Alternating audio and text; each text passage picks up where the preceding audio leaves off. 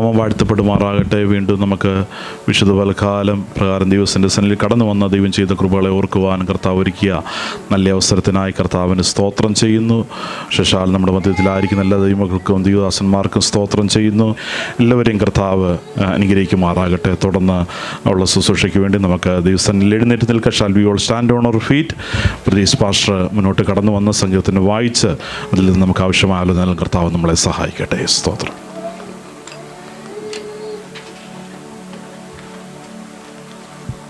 പന്ത്രണ്ടാം സങ്കീർത്തനം നമുക്ക് വാക്യപ്രതിവാക്യമായി വായിച്ച് നമുക്ക് ദൈവത്തെ മഹത്വപ്പെടുത്താം. സങ്കീർത്തനം 12, സാംസ് 12.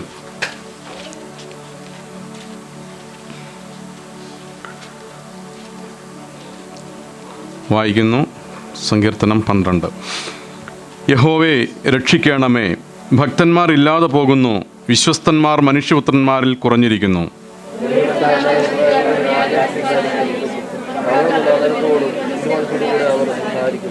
കപടമുള്ള അധരങ്ങളെയൊക്കെയും വമ്പ് പറയുന്ന നാവിനെയും യഹോവ ഛേദിച്ചു കളയും.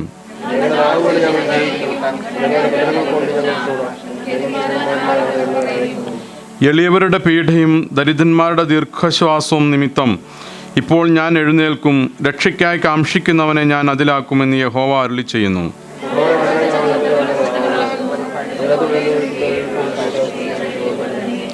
അടുത്ത 2 വാക്യങ്ങൾ നമുക്ക് ചേർന്ന് വായിക്കാം. യഹോവേ, നീ അവരെ കാത്തുകൊള്ളും, ഈ തലമുറയിൽ നിന്ന് അവരെ സൂക്ഷിക്കും. മനുഷ്യപുത്രന്മാരുടെ ഇടയിൽ വഷളത്വം പ്രബലപ്പെടുമ്പോൾ ദുഷ്ടന്മാർ എല്ലായിടവും സഞ്ചരിക്കുന്നു. അല്പസമയം ദൈവസന്നിധിയിലേക്ക് നമ്മെ തന്നെ സമർപ്പിക്കാം. ഈ ഒരു ഞായറാഴ്ച കൂടി കർത്താവിൻ്റെ സന്നിധിയിലേക്ക് വരുവാൻ സർവശക്തനായ ദൈവം നമുക്ക് ആരോഗ്യവും ബലവും സൗഖ്യവും തന്ന ദൈവത്തിൻ്റെ കൃപകളെ ഓർത്തുകൊണ്ട്, ദൈവം നടത്തിയ വിധങ്ങളെ ഓർത്തും ദൈവത്തിൻ്റെ സ്നേഹത്തെയും ഓർത്തുകൊണ്ട് അല്പസമയം നമുക്ക് ഹൃദയത്തിൻ്റെ അന്തർഭാഗത്തു നിന്ന് ദൈവത്തോടുള്ള നന്ദിയിൽ ഒന്ന് സ്തുതിക്കുവാൻ നമ്മെ തന്നെ ദൈവകരങ്ങളിലേക്ക് സമർപ്പിക്കാം. ഒരുപാട് സ്വപ്നങ്ങളും ഒരുപാട് ആഗ്രഹങ്ങളും ഒരുപാട് പ്രാരാബ്ധങ്ങളുമായി വിവിധ ദേശങ്ങളിലേക്ക് കുടിയേറിയവർ അല്ലെങ്കിൽ വിവിധ ദേശങ്ങളിലേക്ക് വന്നവർക്ക് പലർക്കും നാടും നഗരവും കാണുവാൻ കഴിയാതെ ലോകത്തു നിന്ന് മാറ്റപ്പെട്ടു പോകുന്ന അനുഭവങ്ങൾ നാം ഓരോ ദിവസവും കേൾക്കുന്നവരാണ്, നാം അറിയുന്നവരാണ്. എന്നാൽ ഇന്ന് പകൽ കർത്തൃസന്നിധിയിൽ നാം വന്നിരിക്കുമ്പോൾ നന്ദി നിറഞ്ഞ ഹൃദയത്തോടുകൂടെ നമുക്ക് ദൈവത്തോട് പറയുവാൻ കഴിയട്ടെ. കർത്താവേ, ഞങ്ങളുടെ ശരീരത്തിൽ ഒരവയവത്തിന് ഒരു കേടും വരുത്താതെ വണ്ണം ഇന്ന് പകലിൽ ഞങ്ങൾക്ക് അവിടുത്തെ സന്നിധിയിലേക്ക് വരുവാൻ തക്കവണ്ണം സർവശക്തനായ കർത്താവേ, അവിടുന്ന് കൃപ തന്നതിനായി, അവിടുന്ന് സൂക്ഷിച്ചതിനായി, അവിടുന്ന് ബലം തന്നതിനായി, അവിടുന്ന് ആരോഗ്യം തന്നതിനായി ഞാൻ അങ്ങയെ സ്തുതിക്കുന്നു എന്ന് നമുക്ക് ഓരോരുത്തർക്കും കർത്തൃസന്നിധിയിൽ പറയുവാൻ കഴിയട്ടെ. ബാഹ്യമായ ഒരു പ്രചോദനങ്ങളും കൂടാതെ ദൈവത്തെ സ്തുതിക്കുവാൻ അനവധിയാകുന്ന നന്മകൾ നമ്മുടെ ജീവിതത്തിൽ കർത്താവ് തന്നിട്ടുണ്ട്. ആ ദൈവപ്രവൃത്തികളെ ഓർത്തുകൊണ്ട് നമുക്ക് ദൈവത്തെ ഒന്ന് സ്തുതിക്കുവാൻ കഴിയട്ടെ.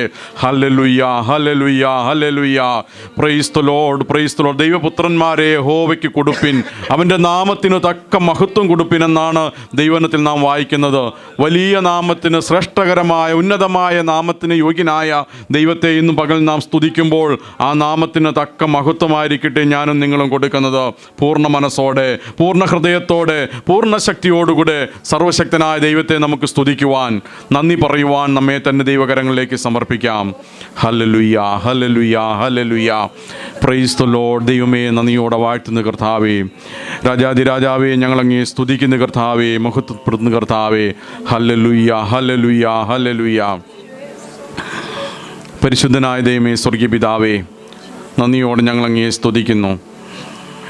ഈ പകലിലും ഞങ്ങൾ നിൻ്റെ സന്നിധിയിലായിരിക്കുമ്പോൾ നിറഞ്ഞ ഹൃദയത്തിൽ നന്ദിയോടുകൂടെ ഞങ്ങളങ്ങയെ സ്തുതിക്കുകയും മഹത്വപ്പെടുത്തുകയും ചെയ്യുന്ന കർത്താവേ, വളരെ പ്രതികൂലങ്ങളും പ്രയാസങ്ങളും നിറഞ്ഞതായ ഈ ലോക സാഹചര്യങ്ങളിൽ അവിടുന്ന് ഞങ്ങളെ സൂക്ഷിക്കുകയും പരിപാലിക്കുകയും കരുതുകയും ഞങ്ങൾക്ക് വേണ്ടതൊക്കെയും തന്ന അവിടുത്തെ മഹാദയയ്ക്കും കൃപയ്ക്കുമായി നന്ദിയോടെ വാഴ്ത്തുന്നു. ഇന്ന് പകൽ നിൻ്റെ സന്നിധിയിൽ ഞങ്ങൾ എല്ലാ മഹത്വവും, എല്ലാ പുകഴ്ചയും, എല്ലാ ആരാധനയും ഞങ്ങൾ ഒരുമിച്ച് അർപ്പിക്കുന്നു. കർത്താവേ, അവിടുന്ന് മാത്രം ആരാധനയ്ക്ക് യോഗ്യൻ, സ്തുതികൾക്ക് യോഗ്യനായവൻ. തിരുസന്നിധിയിലേക്ക് ഞങ്ങളെ സമർപ്പിക്കുന്നു. കർത്താവിൻ്റെ കൃപ ഞങ്ങളോടുകൂടി ഇരിക്കുമാറാകണം. വായിച്ച സങ്കീർത്തനത്തെ കർത്താവ് അനുഗ്രഹിക്കുമാറാകണം. അവിടുത്തെ ആലോചനകളാൽ ഞങ്ങളെ നടത്തുമാറാകണം. പ്രാർത്ഥന കേട്ടതിനായി സ്തോത്രം. യേശുവിൻ നാമത്തിൽ തന്നെ സ്വർഗീയ നല്ല പിതാവേ, ആമേൻ. സ്തോത്രം. എല്ലാവർക്കും ദൈവസന്നിധിയിലിരിക്കാം.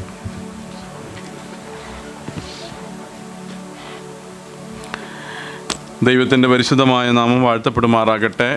ഈ അനുഗ്രഹിക്കപ്പെട്ട ഈ നല്ല ഞായറാഴ്ച നമുക്ക് ഒരുമിച്ച് കർത്താവിൻ്റെ സന്നിധിയിൽ കടന്നു വരുവാൻ സർവ്വകൃപാലുവായ ദൈവം സഹായിച്ച ദൈവത്തിൻ്റെ എല്ലാ വിശ്വസ്തതയെയും സ്നേഹത്തെയും ഓർത്ത് ഞാൻ കർത്താവിനെ നന്ദിയോടെ വാഴ്ത്തുകയും സ്തുതിക്കുകയും ചെയ്യുന്നു.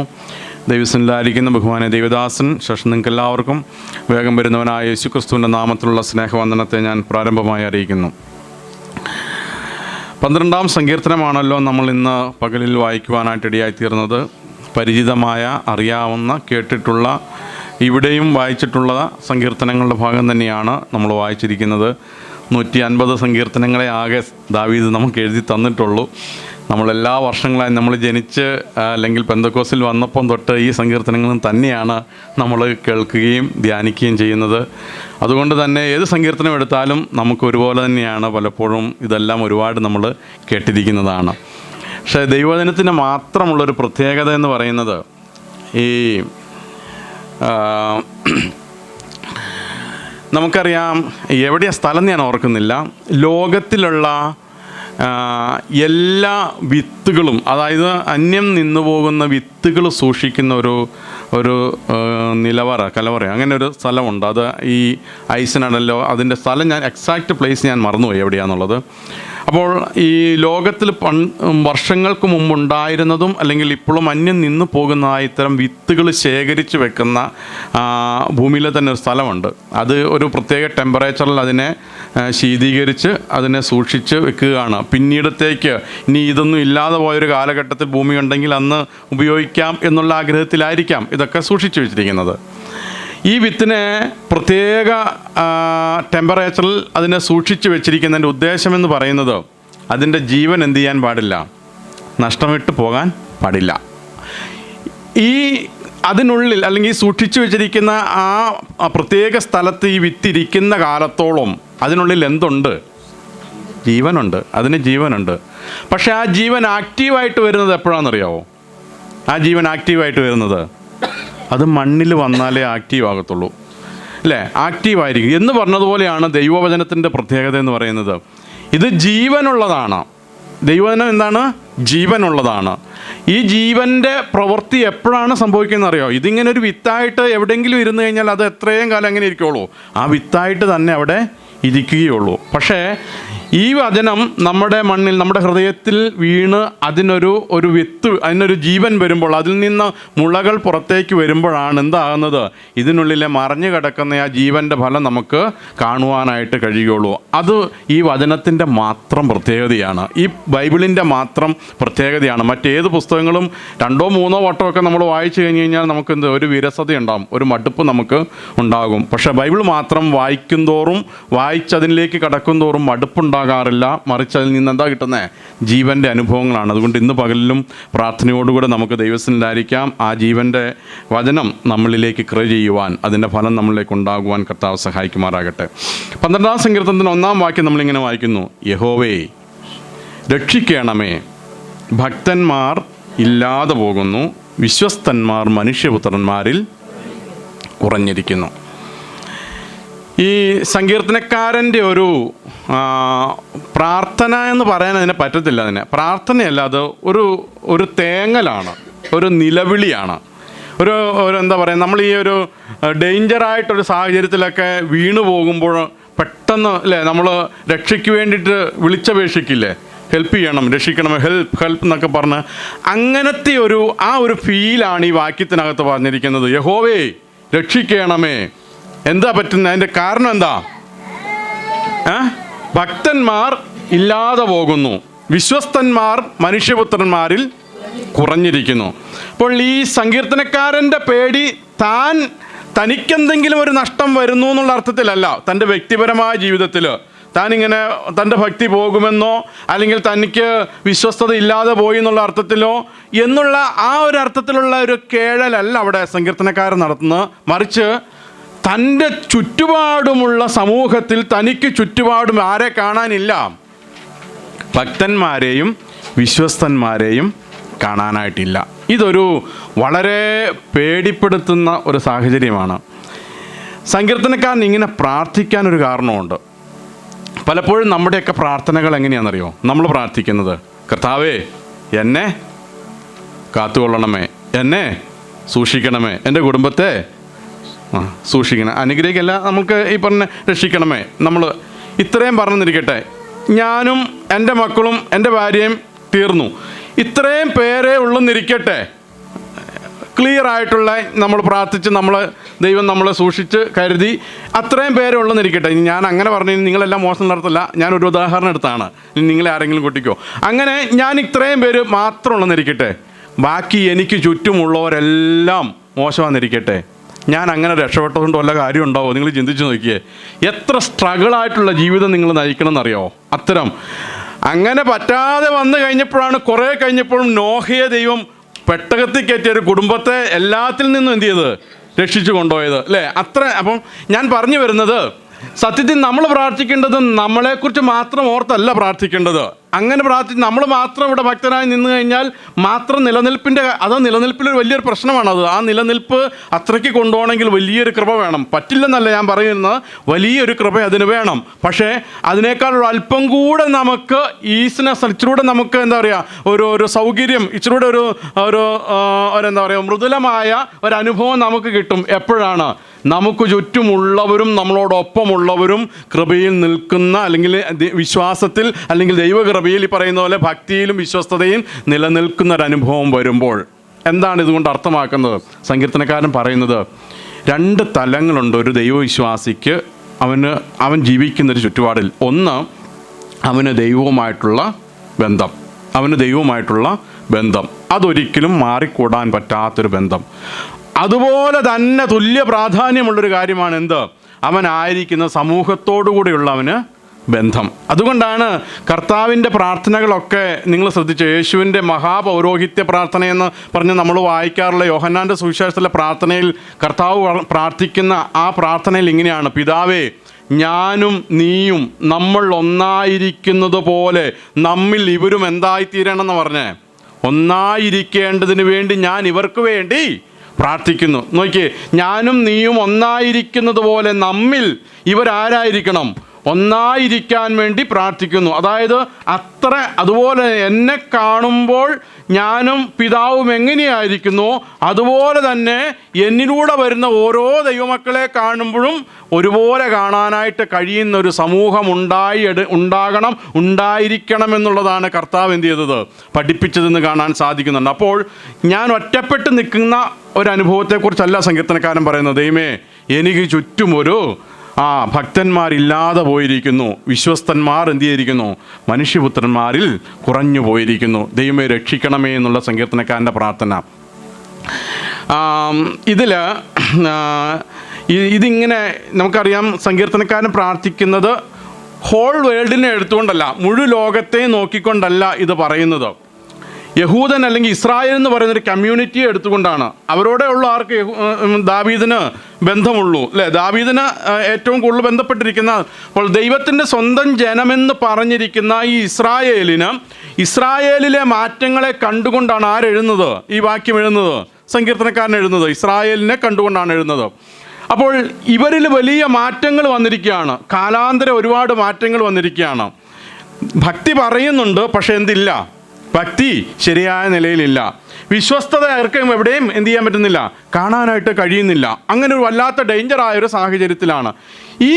ഇങ്ങനത്തെ ഒരു സാഹചര്യം ഉണ്ടാകാൻ അറ്റ്ലീസ്റ്റ് 3 കാര്യങ്ങളെങ്കിലും സംഭവിച്ചിരിക്കും. ഈ മാറ്റങ്ങൾ, ഈ ഭക്തിയും വിശ്വസ്തതയും കുറഞ്ഞു പോകാനായിട്ടുള്ള 3 കാരണങ്ങളുണ്ടായിരിക്കും. ഒന്നാമത്തെ കാരണം എന്ന് പറയുന്നത് അവരുടെ എന്താ പറയുക, പ്രാദേശികമായി വരുന്ന മാറ്റങ്ങൾ, അല്ലെങ്കിൽ ചേഞ്ചസ് ഇൻ ലൊക്കാലിറ്റി എന്ന് പറയും. നമുക്കറിയാം, ഒരുപാട് യുദ്ധങ്ങൾ ജയിച്ച് ഒരുപാട് സമൂഹങ്ങളെ ഫേസ് ചെയ്തുകൊണ്ടാണ് ആരുടെ ജീവിതം പോകുന്നത്? ഇസ്രായേലിൻ്റെ ജീവിതം പോകുന്നത്. അങ്ങനെ അത്തരം മാറ്റങ്ങളിൽ അവരെന്ത് ചെയ്യുന്നുണ്ട്? പല രാജ്യങ്ങളും അവർ പിടിച്ചടക്കി പോകുന്നുണ്ട്, പല രാജ്യങ്ങളും കീഴ്പ്പെടുത്തി പോകുന്നുണ്ട്. അങ്ങനെ കീഴ്പ്പെടുത്തി പോകുന്ന സാഹചര്യങ്ങളിൽ സ്വന്തമല്ലാത്തതായ മറ്റുള്ള ഒരു മാറ്റം, അല്ലേ, ഒരു സ്ഥലങ്ങളിൽ നിന്ന് മറ്റൊരു സ്ഥലത്തേക്കുള്ള ഒരു മൈഗ്രേഷൻ, ഒരു മാറ്റം ഉണ്ടാകുന്നുണ്ട്. ആ മാറ്റങ്ങൾ ആ മാറ്റങ്ങൾ എന്ത് ചെയ്യും? ഒരു സമൂഹത്തെ ബാധിക്കും, അല്ലേ? ഇല്ലേ, ബാധിക്കില്ലേ? ഇത് ഞാൻ അതുകൊണ്ട് വലിയൊരു തിയോളജി പറയുന്ന അല്ല, എന്തോ ലോകത്തിലെങ്ങും സംഭവിക്കാത്തൊരു കാര്യമാണ് നിങ്ങളിങ്ങനെ നോക്കിയിരിക്കുന്നത്. അങ്ങനെ തന്നെയല്ലേ? അങ്ങനെയാണ്. പക്കാ മലയാളിയായിട്ട് മുണ്ടെടുത്തോണ്ട് നടന്ന നമ്മളിവിടെ വന്നിട്ട് എപ്പോഴേലും മുണ്ടെടുക്കണം. വീട്ടിലൊക്കെ നമ്മൾ അഥവാ മുണ്ടെടുത്തിട്ടുണ്ടെങ്കിലും ആരെങ്കിലും പ്രത്യേകിച്ച് വരികയാണെങ്കിൽ ഓടിപ്പോയി നമ്മൾ എന്ത് ചെയ്യും? പാൻ്റ് എടുക്കും, പാൻ്റ് ഇടും നമ്മൾ, അല്ലേ? ആ സമയം നാട്ടിൽ പോയിട്ട് നമ്മൾ മുണ്ടെടുത്തോണ്ടിരുന്ന നമ്മൾ ആരെങ്കിലും വരുന്നുണ്ട് ഓടിപ്പോയി പാൻ്റ് ഇട്ട് കഴിഞ്ഞാൽ അവനെന്ത് ചെയ്യും? നമ്മളെ അപ്പോൾ ഈ മാറ്റങ്ങൾ എന്ത് ചെയ്യുന്നുണ്ട്? ലൊക്കാലിറ്റിയിൽ വരുന്ന മാറ്റങ്ങൾ സമൂഹത്തെ എന്ത് ചെയ്യുന്നുണ്ട്? ബാധിക്കുന്നുണ്ട്. അവരിൽ ചേഞ്ചസ് ഉണ്ടാക്കും. ഒന്നാമത്തേതാണ്. രണ്ടാമത്തേന്ന് പറഞ്ഞാൽ ക്യാരക്ടറിലുണ്ടാവുന്ന മാറ്റങ്ങൾ. ഈ ക്യാരക്ടർ ഫോർമേഷൻ എന്ന് പറയുന്ന ഒന്നുണ്ടല്ലോ, അതിങ്ങനെ ഏജ് വൈസ് മാറ്റങ്ങൾ എന്ത് ചെയ്യും? വന്നുകൊണ്ടിരിക്കും. 20ാമത്തെ വയസ്സിലെ നമ്മുടെ ചിന്തകളും നമ്മുടെ കാഴ്ചപ്പാടുകളും ആണോ 40 ഉള്ളത്? എനിക്കിപ്പോൾ 40 എന്നേ പറയാൻ പറ്റുള്ളൂ, 50ലേക്ക് ഞാൻ കടന്നിട്ടില്ല. അതുകൊണ്ട് 40 അവിടെ നിന്നോണ്ട് എനിക്ക് അതല്ല അന്നത്തെ ചിന്താഗതികളല്ല എന്ന്. ഇപ്പോൾ ഈ 40ാം വയസ്സിൽ നിൽക്കുമ്പോൾ 15ാം വയസ്സ് അല്ലെങ്കിൽ 13ാം വയസ്സുള്ള എൻ്റെ കൊച്ചു പറയുന്നത് അപ്പൻ ഓൾഡായെന്നാണ് പറയുന്നത്. അത് ഈ അന്തരങ്ങൾ മാറ്റപ്പെടുകയാണ്. അതായത് ഞാനും എൻ്റെ മകനും തമ്മിലുള്ള ആ ജനറേഷൻ വ്യത്യാസങ്ങൾ ഞാൻ ജീവിച്ചിരിക്കുമ്പോൾ തന്നെ ഉണ്ടായിരിക്കുകയാണ്. അതായത് കേവലം 15 വർഷങ്ങൾക്കുള്ളിൽ ആ മാറ്റങ്ങൾ ഉണ്ടായിരിക്കുന്നു എന്നുള്ളതാണ്, അല്ലെങ്കിൽ 13 വർഷങ്ങൾക്കുള്ളിൽ ആ മാറ്റങ്ങൾ ഉണ്ടായിരിക്കുന്നു എന്നുള്ളതാണ്. അപ്പോൾ നോക്കിക്കേ, സ്വഭാവത്തിൽ വരുന്ന മാറ്റങ്ങൾ എന്ത് ചെയ്യും? നമ്മുടെ ആത്മീക ജീവിതത്തിൻ്റെ നിലവാരങ്ങളിലും എന്ത് ചെയ്യും? അത് ബാധിക്കുവാനായിട്ട് ഇടയായിത്തീരും. അപ്പം അത് 2 കാര്യങ്ങൾ. മൂന്നാമത്തെന്ന് പറയുന്നത് അതിൻ്റെ ലോകത്തിനാകമാനം സംഭവിക്കുന്നൊരു മാറ്റമുണ്ട്, അല്ലേ? ഈ ലോകത്തിനാകമാനം സംഭവിക്കുന്നൊരു മാറ്റം, ആ മാറ്റം ആരെയും ബാധിക്കും? നമ്മളെ ബാധിക്കില്ലെന്ന് പറയാൻ എന്താ ഒരു മടി നിങ്ങൾക്ക്? അത് പറഞ്ഞു കഴിഞ്ഞാൽ എൻ്റെ ആത്മീകം പോകുമെന്ന് ചിന്തിച്ചിട്ടാണോ? അത് പറയാതിരിക്കുന്ന കാലത്തോളമാണ് എനിക്ക് നിങ്ങളെ ഒന്ന് പരിശോധിക്കേണ്ടതായിട്ടുള്ളത്, അല്ലേ? ലോകത്തിൽ വരുന്ന പല മാറ്റങ്ങളും നമ്മളെ ബാധിക്കുന്നുണ്ട് ശരിക്കും, അല്ലേ? നമ്മളുടെ കയ്യിൽ ഇപ്പോൾ കിട്ടാൻ നമ്മൾ ഉദ്ദേശിക്കുന്ന ഏറ്റവും നല്ല ഫോൺ ഏതായിരിക്കും? വളരെ ആഗ്രഹിക്കുന്നത് ആപ്പിളിൻ്റെ ഇപ്പോഴത്തെ ഏറ്റവും ലേറ്റസ്റ്റ് ഏതാണുള്ളത്? 15 Pro കിട്ടിയാൽ കൊള്ളാമെന്ന് ആഗ്രഹമില്ലാത്തവരൊന്ന് കൈവയ്ക്കേ. മേടിക്കാനുള്ള സമ്മതം കിട്ടിയാൽ കൊള്ളില്ല എന്ന് ചിന്തിക്കുന്ന ആരെങ്കിലും ഉണ്ടോ അവിടെ?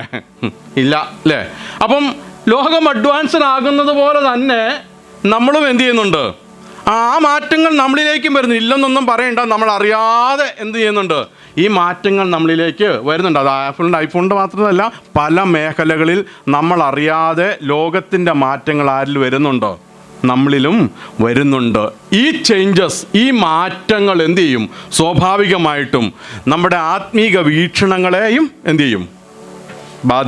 ബാധിക്കില്ലെന്ന് നമുക്ക് പറയാൻ പറ്റത്തില്ല. അത്തരം മാറ്റങ്ങൾ ആരിലുണ്ടായി?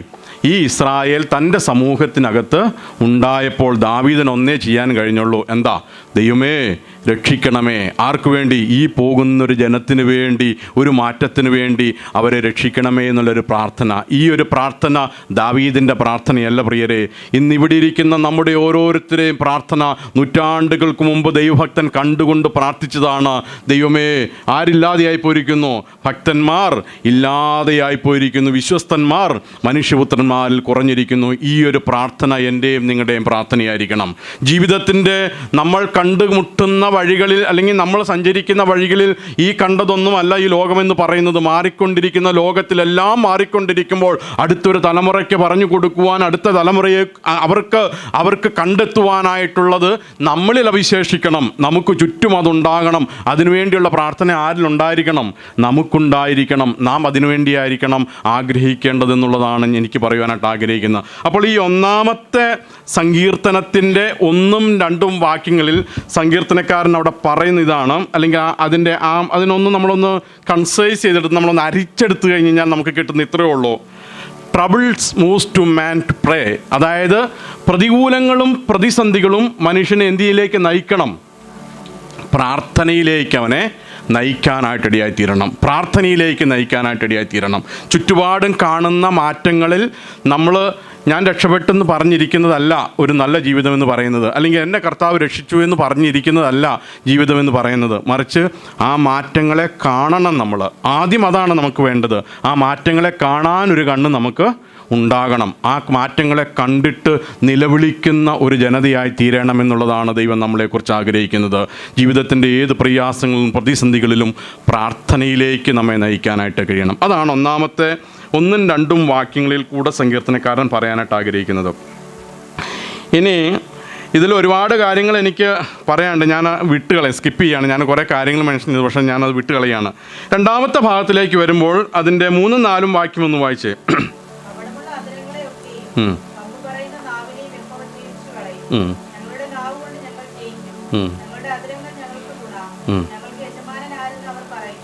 മതി. 3-4 വാക്യങ്ങളിലേക്ക് വരുന്നത് സങ്കീർത്തനക്കാരൻ മറ്റൊരു ഭാഗത്തിലേക്ക് വരികയാണ്. ആദ്യത്തെ ഭാഗത്ത് താൻ ഒരു പ്രതിസന്ധി അഭിമുഖീകരിച്ചപ്പോൾ പ്രാർത്ഥനയിലേക്ക് വന്നു. പ്രാർത്ഥനയിലേക്ക് വന്നു കഴിഞ്ഞപ്പോൾ സങ്കീർത്തനക്കാരൻ്റെ ജീവിതം പ്രാർത്ഥനയിൽ കൂടെ ഒരു വിശ്വാസത്തെ ശക്തിപ്പെടുത്തിയെടുക്കാനായിട്ട് അവന് കഴിഞ്ഞു. അതാണ് 2ാമത്തെ ഭാഗത്തിലേക്ക് വരുമ്പം കാണുന്നത്. 1ാമത്തെ ഭാഗത്ത് trouble moves men to prayer, അതാണ് 1ാമത്തെ ഭാഗത്ത് പറയുന്നത്. 2ാമത്തെ ഭാഗത്തിലേക്ക് വരുമ്പോൾ പ്രയർ സ്ട്രെങ്തൻസ് ഫെയ്ത്ത്, മനുഷ്യനെ എന്ത് ചെയ്യാണ്? പ്രാർത്ഥന വിശ്വാസത്തെ ബലപ്പെടുത്തുവാനായിട്ട് ഇടയായി തീർന്നു. അതുകൊണ്ടാണ് അവിടെ പറയുന്നത്, കപടമുള്ള അധരങ്ങളെയൊക്കെയും വമ്പ് പറയുന്ന നാവിനെയും യഹോവ എന്ത് ചെയ്യും? ഛേദിച്ച് കളയും. അല്ലേ?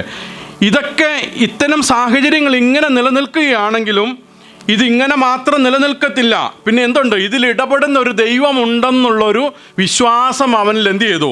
ശക്തിപ്പെടുവാനായിട്ട് ഇടയായി തീർന്നു. അല്ലേ? അതാണ് ഈ പ്രാർത്ഥന കൊണ്ട് നമുക്കുണ്ടാകുന്ന മറ്റൊരു പ്രയോജനമെന്ന് പറയുന്നത്. ഞാനങ്ങ് പ്രാർത്ഥിച്ച് കഴിഞ്ഞു, കർത്താവ് ഏറ്റെടുത്തു എന്ന് പറയുന്നതിലല്ല പ്രാർത്ഥനയുടെ എൻഡെന്ന് പറയുന്നത്. അതല്ല ശരിയായ പ്രാർത്ഥന എന്ന് പറയുന്നത്. പ്രാർത്ഥിച്ച് കഴിഞ്ഞിട്ട് ഒടുവിൽ വിശ്വസിക്കണം, അതെനിക്കെന്തായി ലഭിച്ചിരിക്കുന്നു എന്ന് വിശ്വസിക്കാൻ കഴിയുന്ന ആ വിശ്വാസം നമ്മളിൽ ഉണ്ടായി വരുമ്പോഴാണ് ശരിയായൊരു പ്രാർത്ഥനയുടെ തലങ്ങളിലേക്ക് നമ്മൾ എത്തിയിട്ടുള്ളൂ എന്നുള്ളത് നമ്മൾ മനസ്സിലാക്കേണ്ടതാണ്. സങ്കീർത്തനക്കാരന് മനസ്സിലായി, ഇങ്ങനെയൊക്കെയാണ് ചുറ്റുപാടുമുള്ളതെങ്കിലും ഇതിനുള്ളിൽ ഇടപെടുന്ന ഒരു ദൈവമുണ്ടെന്ന് അവന് മനസ്സിലാക്കുവാനായിട്ട് കഴിഞ്ഞു. ആ മാറ്റമാണ് ആരിൽ ഉണ്ടാകേണ്ടത്? നമ്മളിൽ ഓരോരുത്തരിലും ഉണ്ടാകേണ്ടത്. അല്ലേ? ക്ഷീണിച്ചിരിക്കുന്ന അല്ലെങ്കിൽ തകർന്നു പോകുന്ന സാഹചര്യങ്ങളെ കണ്ടിട്ട് ഭയന്നിരിക്കാതെ ദൈവത്തോട് പ്രാർത്ഥിക്കാൻ കഴിഞ്ഞാൽ ആ പ്രാർത്ഥന നമ്മളെ വിശ്വാസം ബലമുള്ളതാക്കി തീർക്കുന്ന നിലവാരത്തിലേക്ക് നമ്മെ നയിക്കുവാനായിട്ടിടയായിത്തീരും. ആ ബലമുള്ള വിശ്വാസത്തിലേക്ക് എത്തുമ്പോഴാണ് നമ്മൾ കണ്ട സാഹചര്യങ്ങളിലുള്ള ദൈവത്തിൻ്റെ പ്രവൃത്തി, ദൈവത്തിൻ്റെ കരം എങ്ങനെയാണ്, ദൈവത്തിൻ്റെ ഇടപെടൽ എങ്ങനെയാണെന്ന് നമുക്ക് തിരിച്ചറിയാനായിട്ട് കഴിയുള്ളൂ. പലപ്പോഴും ആ ഇടപെടൽ എങ്ങനെയാണെന്ന് തിരിച്ചറിയാൻ കഴിയാതെ വരുന്നത് കൊണ്ട് പലപ്പോഴും നമ്മൾ എന്ത് ചെയ്യും? ആശങ്കപ്പെടാറുണ്ട്. ഈ വേറെ സബ്ജക്റ്റ് ആണെങ്കിൽ ഞാൻ ഇതിനോട് ബന്ധപ്പെട്ട് പറയാം. പലർക്കും ഈ ദൈവഹിതം അറിയാൻ വേണ്ടിയുള്ള ഒരാഗ്രഹം ഉണ്ട്. ദൈവഹിതം അറിയണം, ദൈവത്തിൻ്റെ ഹിതം അറിയണം. പക്ഷേ അതിനുള്ള എളുപ്പ വഴിയെന്ന് പറയുന്നത് നമുക്കറിയാം. ഞാൻ പറയുന്നില്ല, ഞാൻ മിക്കപ്പോഴും റിപ്പീറ്റ് ചെയ്യുന്നില്ല, അത് എളുപ്പ വഴി വിട്ട് കഴിഞ്ഞിട്ട് ബൈബിൾ പറഞ്ഞിരിക്കുന്ന ഈ ദൈവഹിതം നമ്മൾ തന്നെ എന്ത് ചെയ്യണം? അറിയാനായിട്ട് നമുക്ക് കഴിയണം. നമ്മളെക്കുറിച്ചുള്ള ദൈവത്തിൻ്റെ ഹിതം നമുക്കറിയാനായിട്ട് കഴിയുന്നില്ലെങ്കിൽ നമ്മൾ പരാജയമാണെന്നുള്ളതാണ് അതിനർത്ഥം. നമ്മൾ പരാജയമാണ്. റോമാലേഖനം 12-ാം അധ്യായത്തിൻ്റെ 1-ാം വാക്യം 1, 2, 3 വാക്യങ്ങൾ നമ്മളിങ്ങോട്ട് കാണുമ്പോൾ അതിനകത്തൊരു വാക്യമുണ്ട് ഇങ്ങനെ: നന്മയും പൂർണ്ണതയുമുള്ള ദൈവഹിതം ഇന്നതെന്ന് തിരിച്ചറിയേണ്ടതിന് മനസ്സ് പുതുക്കി രൂപാന്തരപ്പെടണം. ഉണ്ട് അതിനകത്ത് എന്തൊക്കെ പറഞ്ഞു? നന്മയും പൂർണ്ണതയുമുള്ള ആരുടെ ഹിതം? ദൈവത്തിൻ്റെ ഹിതം ഇന്നതെന്ന് തിരിച്ചറിയണം. അതിനെന്ത് വേണം? മനസ്സിനെ പുതുക്കിയിട്ട് രൂപാന്തരപ്പെടണം. അപ്പോൾ ശരിയായ രൂപാന്തരം നടന്നു കഴിഞ്ഞു കഴിഞ്ഞാൽ എന്തറിയാൻ പറ്റും? നമുക്ക് ദൈവഹിതം നമുക്ക് അറിയാനായിട്ട് കഴിയും. പലപ്പോഴും സംഭവിക്കുന്നതെന്നറിയോ? നമ്മളിൽ രൂപാന്തരം ഉണ്ടായിട്ടുണ്ട്, പക്ഷേ ദൈവഹിതത്തെ അറിയാൻ വേണ്ടി തക്കതായ നിലയിലേക്ക് രൂപാന്തരം എന്ത് ചെയ്തിട്ടില്ല? വന്നിട്ടില്ല. ഈ രൂപാന്തരം വരിക എന്നുള്ള വാക്കിന് അവിടെ ആ ഒരു വാക്ക് ഉപയോഗിച്ചില്ല, രൂപാന്തരപ്പെടുക എന്നുള്ളത്. അതിന് ബിബ്ലിക്കലായിട്ട് ഉപയോഗിച്ചിരിക്കുന്നത് ഈ മെറ്റാമോർഫോസിസ് എന്ന് പറഞ്ഞൊരു വാക്കാണ് ഉപയോഗിച്ചിരിക്കുന്നത്. മെറ്റാമോർഫോസിസ്, ആ വാക്ക് എന്താണെന്നറിയോ?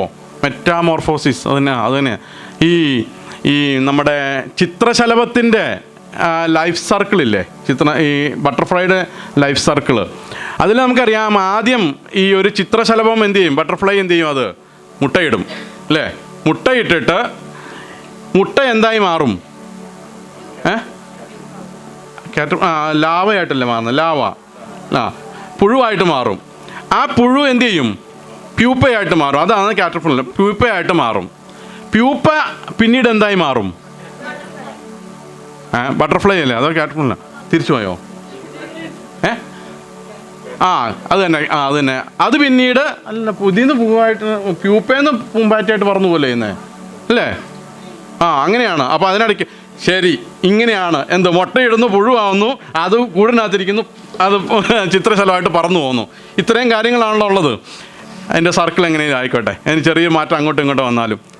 ഇനി ഈ ചിത്രശലഭം മുട്ടയിടുന്നതും ചിത്രശലവും തമ്മിൽ എന്തെങ്കിലും ബന്ധമുണ്ടോ? ഈ മുട്ടയും ചിത്രശലവുമായിട്ട് എന്തെങ്കിലും ബന്ധമുണ്ടോ? ഉണ്ടോ? രൂപസാമ്യമുണ്ടോ? ഇല്ല, ടോട്ടൽ ചേഞ്ചാണ്. ഇനി ഈ മുട്ടയും അടുത്തത് ഏതാണ്? പിന്നെ പുഴുവും തമ്മിൽ എന്തെങ്കിലും ബന്ധമുണ്ടോ? ഇല്ല, ഒരു ബന്ധവും ഇല്ല. ഈ പുഴു പ്യൂപ്പയായി ഇങ്ങനെ ഒരു കൂടിനകത്തിരിക്കും, അന്നേരം എന്തെങ്കിലും ബന്ധമുണ്ടോ? ഇല്ല. അത് കഴിഞ്ഞ് അത് പുറത്തേക്ക് വരും ചിത്രശലവും. ഈ മുട്ടയിൽ നിന്ന് ചിത്രശലഭത്തിലേക്ക് എത്തുമ്പോഴത്തേക്കും അതിന് വന്നിരിക്കുന്ന ഒരു രൂപാന്തരം ഉണ്ടല്ലോ. ആ രൂപാന്തരത്തിന് ഉപയോഗിച്ചിരിക്കുന്ന അതേ വേർഡാണ് ഗ്രീക്ക് ബൈബിളിൽ രൂപാന്തരപ്പെടുക എന്ന് പറഞ്ഞതിന് ഉപയോഗിച്ചിരിക്കുന്നത്. എന്ന് പറഞ്ഞു കഴിഞ്ഞാൽ ഈ ഇത്തരം മാറ്റം, കണ്ടാൽ തിരിച്ചറിയാൻ പറ്റാത്തൊരു മാറ്റം ആരിൽ വരണം? നമ്മളിൽ വരണം. ആ മാറ്റം ഉണ്ടാകുമ്പോഴാണ് എന്തറിയാൻ പറ്റുകയുള്ളൂ? ദൈവഹിതം നമുക്ക് അറിയാനായിട്ട് പറ്റുള്ളൂ. ഇനി എൻ്റെ ചോദ്യം, നമ്മൾ മാനസാന്തരപ്പെടുന്നതിന് മുമ്പുള്ള മാനസാന്തരപ്പെട്ടതിന് ശേഷമുള്ള നമ്മളെക്കുറിച്ച്, നമ്മൾ ജനിച്ചു വന്ന നാട്ടിൽ ചെന്ന് ചോദിച്ചാൽ, നമ്മളെക്കുറിച്ച് നമ്മുടെ നാട്ടിൽ ചെന്ന് ചോദിച്ചാൽ ആളുകൾ പറയുന്നത് അന്നുണ്ടായിരുന്ന ആളല്ല എന്നുള്ളതെന്ന് പറയാനായിട്ട് പറ്റുമോ? നമ്മൾ ചിന്തിച്ച് നോക്കിയേ. ആ മനുഷ്യനെക്കുറിച്ച്, ആ പുള്ളിയെ രക്ഷിക്കപ്പെടുന്നതിന്, പുള്ളി വിശ്വാസത്തിലേക്ക് വരുന്നതിന് മുമ്പ് അയാൾ എന്തുമായിരുന്നു, വിശ്വാസത്തിലേക്ക് വന്നു കഴിഞ്ഞപ്പം അദ്ദേഹം വേറൊരാളായി കേട്ടോ എന്ന് പറയിക്കാൻ കഴിയുന്ന മാറ്റം, അങ്ങനെ ഉണ്ടാകുന്നൊരു മാറ്റം വരുമ്പോഴേ നമുക്ക് എന്തറിയാൻ പറ്റുള്ളൂ? എന്തറിയാൻ പറ്റുള്ളൂ? ദൈവഹിതം അറിയാൻ പറ്റുള്ളൂ. ഇല്ലെങ്കിൽ നമ്മൾ എന്ത് ചെയ്യേണ്ടി വരും? മാറേണ്ടി അല്ല, ദൈവഹിതം അറിയണമല്ലോ നമുക്ക്. നമ്മൾ എന്ത് ചെയ്യേണ്ടി വരും പിന്നെ? അപ്പം നിങ്ങൾക്ക് ആർക്കും ദൈവഹിതം അറിയണ്ട അല്ലേ? ഞങ്ങളിങ്ങനെയൊക്കെ അങ്ങ് പോയാൽ മതി. അപ്പോഴാണ് ഈ ദൈവഹിതം അറിയാൻ വേണ്ടി നമ്മളെ സ്പെഷ്യലിസ്റ്റുകൾ എന്ത് ചെയ്യേണ്ടി വരുന്നത്? വിളിക്കേണ്ടി വരുന്നത് അല്ലേ? ഞങ്ങൾക്ക് ഒരു ആവശ്യമുണ്ട്, ഇന്നൊരു വിഷയമുണ്ട്, പാസ്റ്റർ ഒന്ന് വന്ന് പ്രാർത്ഥിച്ചിട്ട് എന്ത് പറയണം? ആലോചന പറയണം. ഈ പ്രതീക്ഷവാസത്തിൽ കയറി നിന്ന് കഴിഞ്ഞാൽ കംപ്ലീറ്റ് ഇങ്ങനെയാണല്ലോ. അങ്ങനെ ചിന്തിക്കണ്ട. ഞാൻ ഈ പറയുന്നത് ആലോചന തെറ്റാണെന്നുള്ളതോ പ്രവാചകൻ തെറ്റാണെന്നുള്ളതോ പ്രവചനം തെറ്റാണെന്നുള്ളതോ അങ്ങനെ നിങ്ങൾ ചിന്തിക്കേ വേണ്ട. ഒക്കെ ശരിയാണ്. പക്ഷേ ഇത് ദൈവം ആഗ്രഹിക്കുന്നത് എങ്ങനെയാണെന്നറിയോ? ദൈവം ഒരു പ്രവാചകനുണ്ടെങ്കിൽ ഞാൻ വിശ്വസിക്കുന്നത് എൻ്റെ വിഷയത്തിൽ പ്രവാചകനെ ദൈവം എന്ത് ചെയ്യും? അയക്കും. അതെൻ്റെ വിശ്വാസമാണ്. നിങ്ങൾ എങ്ങനെ വിശ്വസിച്ചാലും എനിക്ക് കുഴപ്പമില്ല. ബൈബിളിൽ ഞാനും കണ്ടത് അങ്ങനെയാണ്, എനിക്കിഷ്ടം അങ്ങനെയാണ്. എൻ്റെ ഒരു വിഷയത്തിലേക്ക് ഒരു പ്രവാചകൻ വന്ന് ഇന്നതാണ് വിഷയം അങ്ങനെ പറയുന്നവരുണ്ട് കേട്ടോ. അങ്ങനെ പറഞ്ഞ ഒരുപാട് പ്രവാചകന്മാരുണ്ട്. അല്ലാതെ ഞാൻ ചെന്ന് വിളിച്ചു വരുത്തിയിട്ട് എന്തെങ്കിലുമൊക്കെ ഒന്ന് പറയണേന്ന് പറഞ്ഞ് വിളിച്ചു വരുത്തുന്നത് അതിനകത്താണ് ഈ കുറേ മായങ്ങൾ വരുന്നത്. അതിലും നല്ലത് ദൈവം ആഗ്രഹിക്കുന്നത് അങ്ങനെ പറയുന്നതിനേക്കാളും ദൈവത്തിന് ഇഷ്ടമെന്ന് പറയുന്നത് മനസ്സിനെ രൂപാന്തരപ്പെടുത്തിയിട്ട് അവൻ്റെ പൂർണ്ണതയും നന്മയും പൂർണ്ണതയുമുള്ള ദൈവത്തിൻ്റെ ഹിതം എന്തെന്ന് നമുക്ക് തന്നെ തിരിച്ചറിയാനായിട്ട് കഴിഞ്ഞാൽ, അങ്ങനെ തിരിച്ചറിയുന്നൊരു വ്യക്തിയായി ഞാനും നിങ്ങളും മാറിയാൽ ദൈവത്തിന് എന്തൊരു ഇഷ്ടമാണെന്നറിയോ? ദൈവം അതാണ് ആഗ്രഹിക്കുന്നത്. ദൈവത്തിന് അതാണ് വേണ്ടത്. അങ്ങനെയുള്ളൊരു സമൂഹത്തെയാണ് കർത്താവ് ആഗ്രഹിക്കുന്നത്. അല്ലാതെ ദൈവത്തിന് സംസാരിക്കാനില്ലാത്ത, ദൈവത്തിന് നേരിട്ട് ഇടപെടാൻ കഴിയാത്ത ഒരാളായി നമ്മൾ മാറിയാൽ എത്ര പരിതാപകരമായൊരു അനുഭവമാണല്ലേ? അപ്പോൾ ഈ ഒരു മാറ്റം പ്രാർത്ഥനയിൽ കൂടെ സങ്കീർത്തനക്കാരന് എന്ത് ചെയ്യുന്നതാണ്? ഒരു വിശ്വാസം അവനിൽ എന്ത് ചെയ്യാണ്? ശക്തിപ്പെട്ടു വരുവാനായിട്ട് ഇടയായിത്തീർന്നു. ആ വിശ്വാസം ശക്തിപ്പെട്ടപ്പോൾ അവന് മനസ്സിലായി ഇടപെടുന്ന, ഛേദിച്ച് കളയാൻ കഴിയുന്നൊരു ദൈവമുണ്ടെന്ന് അവന് മനസ്സിലാക്കുവാനായിട്ട് കഴിഞ്ഞു. ഇനി അതിൻ്റെ 5ഉം 6ഉം വാക്യം വായിച്ചേ.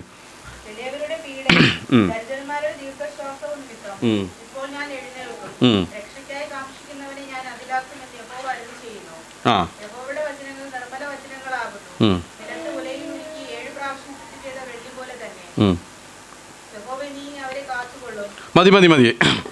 അപ്പോൾ ഞാൻ ആദ്യം പറഞ്ഞു, പ്രതിസന്ധികൾ എന്ത് ചെയ്തു? ഭക്തനെ എന്തിലേക്ക് നയിച്ചു? പ്രാർത്ഥനയിലേക്ക് നയിച്ചു. പ്രാർത്ഥന എന്ത് ചെയ്തു? വിശ്വാസം അവനിൽ വർദ്ധിപ്പിച്ചു, അല്ലേ? വിശ്വാസം അവനിൽ വർദ്ധിപ്പിച്ചു. ഇനി അടുത്തത് കാണുന്നത്, ഈ വിശ്വാസം അവനെ പ്രത്യാശയിലേക്ക് കൈപിടിച്ച് നടത്തുവാൻ കാരണമായി തീർന്നു. പ്രത്യാശ വർദ്ധിപ്പിച്ചു, അല്ലെങ്കിൽ ഒരു എന്താ പറയുക, ഫെയ്ത്ത് ഇൻസ്പയർസ് ഹോപ്പ് എന്നാണ് നമുക്ക് കാണാൻ സാധിക്കുന്നത്. ആദ്യം പിന്നെ പ്രയർ സ്ട്രെങ്തൻ ഹോപ്പ്, ഇവിടെ ഫെയ്ത്ത്, ഇവിടെ ഫെയ്ത്ത് എന്ത് ചെയ്തു? Inspires hope. വിശ്വാസം എന്ത് ചെയ്തു? അവനിലേക്കൊരു പ്രത്യാശ ഇൻസ്പയർ ചെയ്തു വിട്ടു അതിനല്ലേ. അതാ കാണാൻ സാധിക്കും. അപ്പോഴാണ് സങ്കീർത്തനക്കാരൻ പറഞ്ഞിരിക്കുന്നത്, എളിയവരുടെ പീഡയും ദരിദ്രന്മാരുടെ ദീർഘശ്വാസവും നിമിത്തം ഇപ്പോൾ ഞാൻ എഴുന്നേൽക്കും, രക്ഷയ്ക്കായി കാക്ഷിക്കുന്നവനെ ഞാൻ അതിലാക്കുമെന്ന് യഹോവ അരുളിച്ചത്. കൊണ്ട് അവൻ്റെ ഉറപ്പ് അവിടെ പറയുകയാണ്, ഒരു പ്രത്യാശ.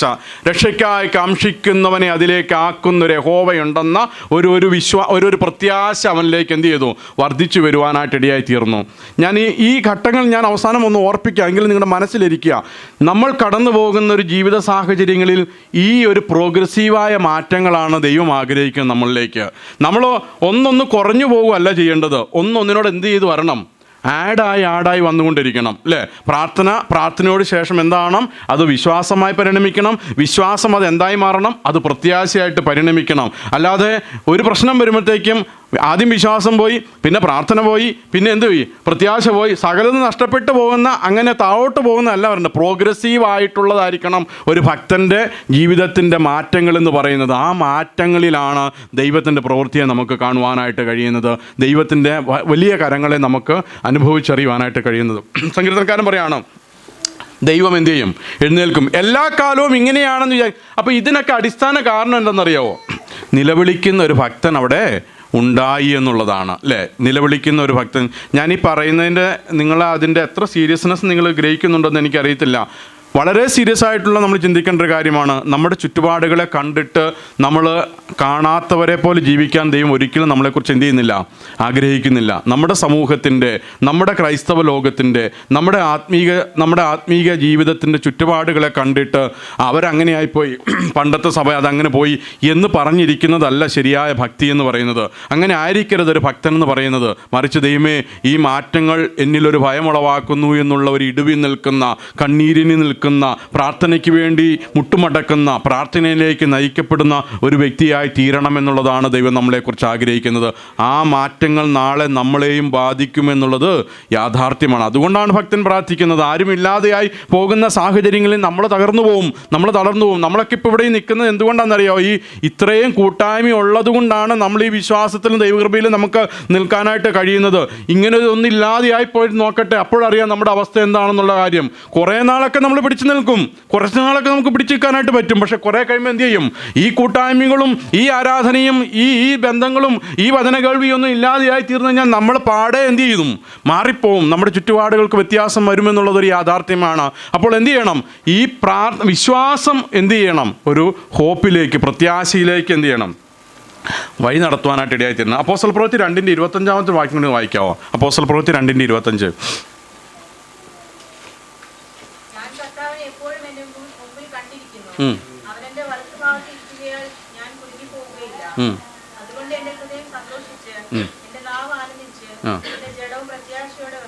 കണ്ടോ? നോക്കിയേ, അത് സങ്കീർത്തനത്തിൻ്റെ ഒരു കൊട്ടേഷനാണ് അവിടെ പറഞ്ഞിരിക്കുന്നത്. നമ്മൾ കാണാൻ കഴിയും. അവിടെ പറഞ്ഞിരിക്കുന്നുണ്ടോ? അതുകൊണ്ട് എൻ്റെ ഹൃദയം എന്ത് ചെയ്തു? സന്തോഷിച്ചു. ആ വാക്യം ഒന്ന്, അതുകൊണ്ട് എൻ്റെ ഹൃദയം സന്തോഷിച്ചു, ഞാൻ കർത്താവിനെ എപ്പോഴും എൻ്റെ മുമ്പിൽ കണ്ടിരിക്കുന്നു, അവൻ എൻ്റെ വലതുഭാഗത്തിരിക്കാൻ ഞാൻ എന്ത് ചെയ്യില്ല? കുലുങ്ങിപ്പോകില്ല. അടുത്ത വാക്യം, അതുകൊണ്ട് എൻ്റെ ഹൃദയം സന്തോഷിച്ച്, എൻ്റെ നാവ് ആനന്ദിച്ച്, എൻ്റെ ജഡവും എന്ത് ചെയ്യും? പ്രത്യാശയോടെ വസിക്കും. കണ്ടോ? എന്തുകൊണ്ടാണ് ഈ പ്രത്യാശ സങ്കീർത്തനക്കാരൻ ഉണ്ടാവാനുള്ള കാരണം? അവൻ്റെ മുമ്പിൽ എപ്പോഴും ആരാ ഉള്ളത്? ആരെ വെച്ചിരിക്കുന്നത്? കർത്താവിനെ വെച്ചിരിക്കുകയാണ്. അവൻ്റെ മുമ്പിൽ എപ്പോഴും കർത്താവിനെ വെച്ചിരിക്കുകയാണ്. ആ കർത്താവ് അവൻ്റെ മുന്നിലുള്ളത് കൊണ്ട് സങ്കീർത്തനക്കാരൻ പറയാണ്, ഞാൻ എങ്ങനെ വസിക്കും എന്നാണ് പറഞ്ഞിരിക്കുന്നത്? പ്രത്യാശയോടെ വസിക്കും. എങ്ങനെ വസിക്കും? പ്രത്യാശയോടെ വസിക്കും. ഇനി എൻ്റെ ചോദ്യം, നമ്മളുടെ മുമ്പിൽ എന്തൊക്കെ കാര്യങ്ങളാണ് നമ്മൾ വെച്ചിരിക്കുന്നത്? നിങ്ങൾ ചിന്തിച്ചു നോക്കിയേ, അല്ലേ? എന്തെല്ലാം കാര്യങ്ങളാണ് നമ്മുടെ മുമ്പിൽ വെച്ചിരിക്കുന്നത്. അതല്ല റിയാലിറ്റി എന്ന് പറയുന്നത്. നമ്മൾ കർത്താവിൻ്റെ മുമ്പിൽ വെക്കുന്നത് എപ്പോഴാണെന്നറിയോ? നമ്മളെപ്പോഴാണ് കർത്താവിന് മുമ്പിൽ വെക്കുന്നത്? ഒന്ന്, പ്രാർത്ഥനയുടെ സമയത്ത് നമ്മൾ വെക്കും, അല്ലേ? പിന്നെ നമുക്ക് താങ്ങാൻ പറ്റാത്ത അവസ്ഥ വരുമ്പോഴും നമ്മൾ ആരെ മുമ്പിൽ വെക്കും? ദൈവത്തെ വെക്കും, അല്ലേ? മുമ്പിൽ വെക്കും. അതുവരെ നമ്മൾ എന്തൊക്കെയായിരിക്കും മുന്നേ വെക്കുന്നത്? നമ്മുടെ ജോലിയിലുള്ള സ്ട്രെസ്സ് നമ്മളെവിടെ വെക്കും? മുന്നിൽ വെക്കും, അല്ലേ? നമ്മുടെ കുടുംബത്തിൻ്റെ പ്രശ്നങ്ങളെ നമ്മളെവിടെ വെക്കും? നമ്മുടെ മുന്നിൽ വെക്കും. പിന്നെ നമ്മുടെ വീടിൻ്റെ പ്രശ്നങ്ങൾ, ഒരുപാട് പ്രശ്നങ്ങളാണ് നമ്മൾ എവിടെ വെച്ചിരിക്കുന്നത്? നമ്മുടെ മുന്നിൽ. അതല്ല യാഥാർത്ഥ്യം എന്ന് പറയുന്നത്. ശരിക്കും അങ്ങനെ തന്നെയാണ്. അങ്ങനെ നിങ്ങൾ നിഷേധിച്ചാലും അങ്ങനെ തന്നെയാണ്. അതിനപ്പുറത്തേക്ക് നമ്മൾ പറഞ്ഞ് കുറേ സമയം എടുക്കും. നമ്മൾ ഇങ്ങനെ എപ്പോഴും യഹോവയെ മുന്നിൽ വെച്ചിരിക്കുന്ന ഒരുവനെ സംബന്ധിച്ചിടത്തോളം അവൻ്റെ ഉള്ളിൽ യാതൊരു ആശങ്കകളും ഉണ്ടാവില്ല. ഉണ്ടാകേണ്ട കാര്യം ഇല്ലെന്നുള്ളതാണ് ഇതിനർത്ഥം. കാര്യം എന്താ? അവൻ മുന്നിൽ എപ്പോഴും ദൈവമുണ്ട്. അവൻ അറിയാം എന്താ പ്രവർത്തിക്കാൻ കഴിയുന്ന ഒരു ദൈവം എൻ്റെ മുമ്പിൽ ഉള്ളതുകൊണ്ട് എൻ്റെ പ്രശ്നങ്ങൾ ഏതുമാകട്ടെ, എൻ്റെ ആവശ്യങ്ങൾ ഏതുമാകട്ടെ, ആ ആവശ്യങ്ങളിൽ ദൈവം ഇടപെടുമെന്നുള്ള ധൈര്യം അവൻ്റെ മുന്നിൽ ഉണ്ടാകും. അതാണ് അവൻ്റെ പ്രത്യേകത എന്ന് പറയുന്നത്. പക്ഷെ നമ്മുടെ പ്രശ്നം അങ്ങനെയല്ല. നമ്മൾ അത് തെറ്റാന്ന് ഞാൻ പറയുന്നത് തെറ്റാണ്, പക്ഷെ അങ്ങനെ സംഭവിച്ചു പാടില്ല എന്ന് ഞാൻ പറയുന്നില്ല. കാര്യം എന്താ? നമ്മൾ മാനുഷികമായിട്ടുള്ള ഒരുപാട് ഘടകങ്ങളാൽ നിർമ്മിക്കപ്പെട്ടവരാണ്. മാനുഷികമായ ഒരുപാട് ഘടകങ്ങളുണ്ട്. ഈ ഘടകങ്ങളെയൊക്കെ നമുക്ക് മാറ്റി വെക്കാൻ കഴിയണമെങ്കിൽ അതിന് വേറൊരു തലം കൂടെയുണ്ട്. ആത്മീയതയുടെ വേറൊരു തലമുണ്ട്. ആ തലത്തെക്കുറിച്ച് നാം പറയേണ്ട പരിശുദ്ധാത്മാവിനാൽ പൂർണ്ണം നിയന്ത്രിക്കപ്പെടുന്നൊരു ജീവിതമുണ്ട്. അതായത് പരിശുദ്ധാത്മാവിനാൽ പൂർണ്ണമായി നിയന്ത്രിക്കപ്പെടുക എന്ന് പറഞ്ഞു കഴിഞ്ഞാൽ ആലോചനയും വഴിയും നിയന്ത്രണവും ഒക്കെ ആരായിരിക്കണം? പരിശുദ്ധാത്മാവായിരിക്കണം. അങ്ങനെ വരുന്ന ഒരുവനെ സംബന്ധിച്ചിടത്തോളം ഈ ചിന്തകളെക്കുറിച്ച് ഒരു ചിന്തയെക്കുറിച്ചും അവർ ചിന്തിക്കേണ്ട കാര്യം ഇല്ല. കാര്യം എന്താ? കൃത്യമായി അതിനെ പറഞ്ഞാൽ അവൻ ആലോചന തന്നെന്തിയും വഴി നടത്തുന്ന ഒരു ആത്മാവിനെയാണ് നമുക്ക് തന്നിരിക്കുന്നത്. നമുക്ക് ആ ആലോചന ഇല്ലാതെ വരുമ്പോഴാണ് നമ്മൾ സ്ട്രെസ്സാകുന്നത്, നമ്മൾ ടെൻഷൻ അടിക്കുന്നത്. എത്രയോ പ്രാവശ്യം നമ്മൾ ടെൻഷൻ അടിച്ചിരിക്കുന്നു. ടെൻഷൻ ഇല്ലാത്തവർ ഉണ്ടായിട്ടുണ്ടെങ്കിൽ, ഇവിടെ ഉണ്ടെങ്കിൽ, ഞാൻ ഈ പറഞ്ഞ കാര്യങ്ങൾ നിങ്ങളെ ബാധിക്കുന്നതേ അല്ല, നിങ്ങളോടുള്ള ദൂതേ അല്ല, അത് നിങ്ങൾ വിട്ടുകളഞ്ഞേര്. പക്ഷേ ഇതുണ്ടായിട്ടുണ്ടെങ്കിൽ നിങ്ങളോടുകൂടെയുള്ള ദൂതാണ്. കാര്യം എന്താ? ദൈവമുണ്ട് നമുക്ക് മുന്നിൽ. അവനായിരിക്കട്ടെ നമ്മുടെ മുന്നിൽ. അവനെ മാത്രം നമ്മുടെ മുൻപിൽ വെക്കാനായിട്ട് കഴിയട്ടെ. ഏതൊരു സാഹചര്യങ്ങളിലും ഇടപെടാൻ കഴിയുന്ന ഒരു ദൈവം നമുക്ക് മുൻപിൽ ഉണ്ടാകണമെന്നുള്ളതാണ് നമുക്ക് ആവശ്യമായിരിക്കുന്നത്. ഒടുവിലെ കാര്യം കൂടെ പറഞ്ഞ് ഞാൻ നിർത്താം. അതിൻ്റെ 7ഉം 8ഉം വാക്യം നമ്മളിങ്ങനെ വായിക്കുന്നത്: യഹോവേ, നീ അവരെ കാത്തുകൊള്ളും, ഈ തലമുറയിൽ നിന്ന് നീ അവരെ സൂക്ഷിക്കും. മനുഷ്യപുത്രന്മാരുടെ ഇടയിൽ വഷളത്വം പ്രബലപ്പെടുമ്പോൾ ദുഷ്ടന്മാർ എല്ലായിടവും സഞ്ചരിക്കും.